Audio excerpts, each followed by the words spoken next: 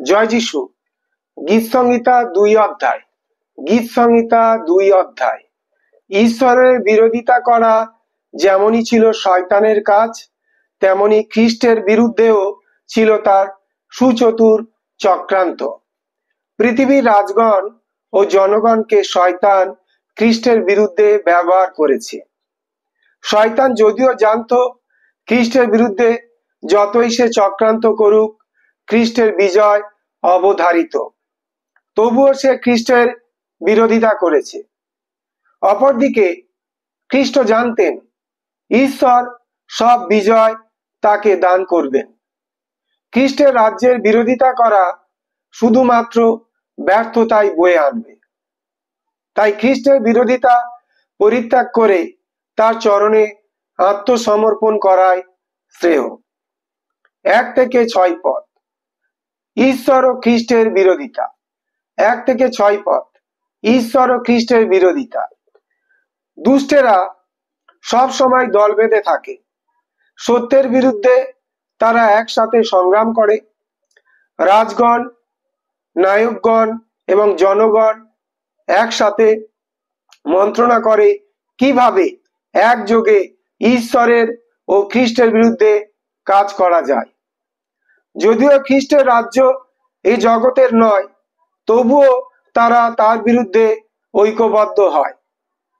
জগতে থাকতে খ্রিস্টের বিরুদ্ধে এক হয়েছিল রাজশক্তি, তৎকালীন জিহুদি নেতৃবর্গ এবং পরজাতি জনগণ। খ্রিস্টের স্থাপিত নব্যমণ্ডলীর বিরুদ্ধে এরাই একত্রিত হয়েছিল খ্রিস্টের রাজ্য বিনষ্ট করার জন্য।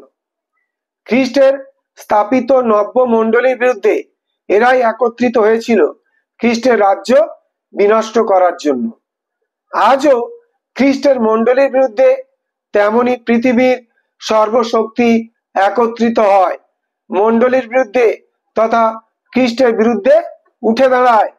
আজও খ্রিস্টের মণ্ডলীর বিরুদ্ধে তেমনি পৃথিবীর সর্বশক্তি একত্রিত হয় মণ্ডলীর বিরুদ্ধে তথা খ্রিস্টের বিরুদ্ধে উঠে দাঁড়ায়। কিন্তু জাতিগণ জানে না যে এতে তারা ঈশ্বরের বিরুদ্ধে তথা ঈশ্বরের অভিষিক্ত ব্যক্তি খ্রিস্টের বিরুদ্ধে মন্ত্রণা করে। যে অস্ত্রই তারা ব্যবহার করুক না কেন তা ব্যর্থ হবে। ঈশ্বরের রাজ্যের যতই তারা বিরোধিতা করুক, এ রাজ্যই তাদের পরম আশ্রয়। ঈশ্বরের বর্ষতা অগ্রাহ্য করলেও শেষ পর্যন্ত তারাই পরাস্ত হবে। খ্রিস্ট তার মণ্ডলী, তার রাজ্য শেষ পর্যন্ত জগতে গৌরবান্বিত হবে। খ্রিস্ট ও তার রাজ্যের বিরুদ্ধে যারা সংগ্রাম করেছে তারা পৃথিবীর মানুষ, তারা এই পৃথিবীর অধিপতি।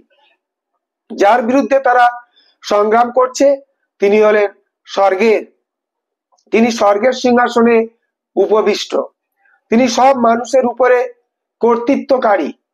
তার বিরুদ্ধাচারীদের উপরে তার অবস্থান ও তার কর্তৃত্ব রয়েছে। তার হাতে রয়েছে তার বিচার, তার ক্রোধ, তার মুখের বাক্যই বিরোধীদের জন্য যথেষ্ট। 6 পদ।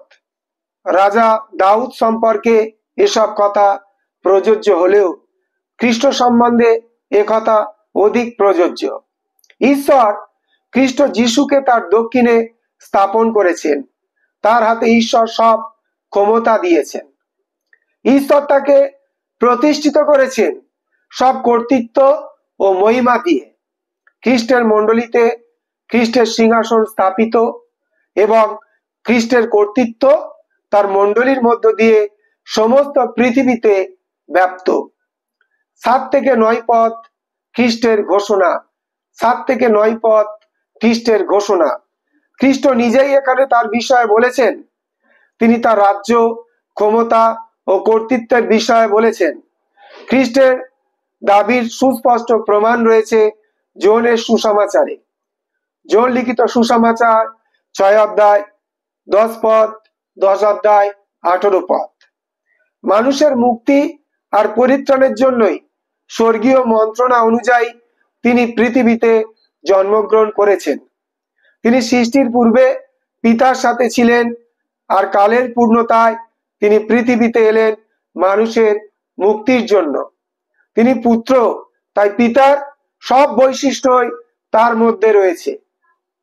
তার জ্ঞান, বিজ্ঞতা, পবিত্রতা, ক্ষমতা, প্রতিপত্তি সবই ঈশ্বরের তুল্য। জন 1:14। পুত্র যেমন পিতার রাজ্য পায়, রাজা হয়, খ্রিস্ট তাই হয়েছেন।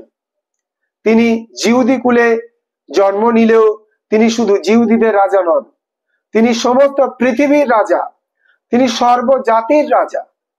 তার রাজ্য অনন্তকালীন ও সার্বজনীন। 8 পদ।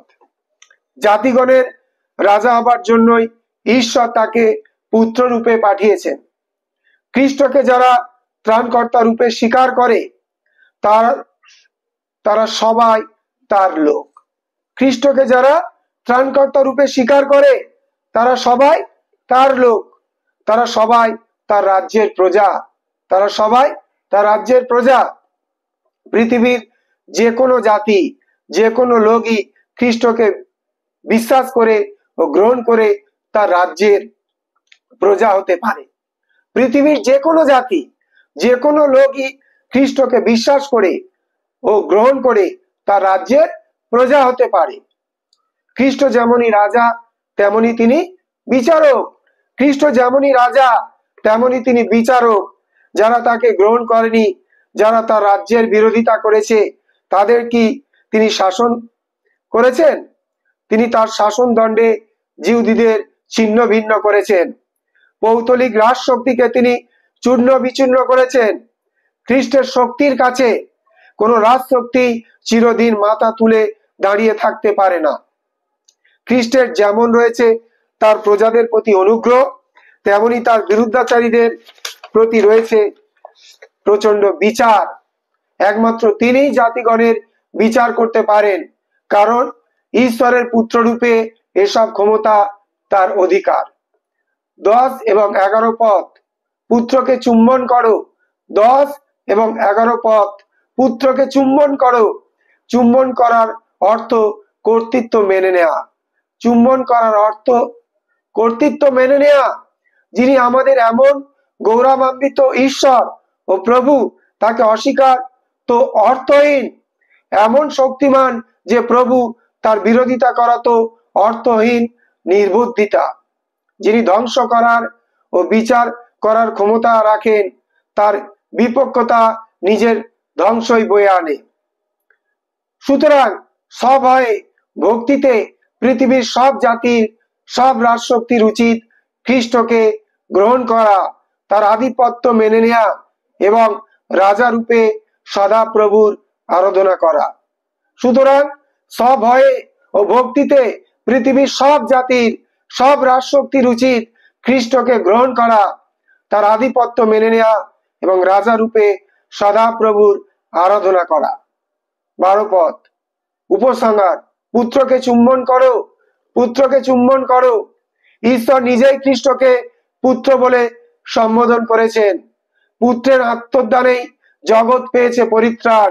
ঈশ্বর নিজেই খ্রিস্টকে পুত্র বলে সম্বোধন করেছেন। পুত্রের আত্মদানেই জগৎ পেয়েছে পরিত্রাণ। পুত্রই পাপী মানুষের জন্য ঈশ্বরের অনুগ্রহ বয়ে এনেছেন। চুম্বন মিলনের চিহ্ন। চুম্বন মিলনের চিহ্ন। চুম্বন বিদ্রোহের অবসানের চিহ্ন। চুম্বন বিদ্রোহের অবসানের চিহ্ন। চুম্বন অর্থ বিশ্বাসে খ্রিস্টকে গ্রহণ করা। চুম্বন অর্থ বিশ্বাসে খ্রিস্টকে গ্রহণ করা এবং তাকে প্রভু বলে গ্রহণ করা। অপরদিকে খ্রিস্টকে প্রত্যাখ্যান করার অর্থ তার আত্মদানের মূল্য অস্বীকার করা, খ্রিস্টের ক্রোধকে প্রজ্বলিত করা ও তার শাসন বয়ে আনা। আমাদের উচিত খ্রিস্টের প্রতি আমাদের আনুগত্য স্বীকার করা। আমাদের উচিত খ্রিস্টের প্রতি আমাদের আনুগত্য স্বীকার করা।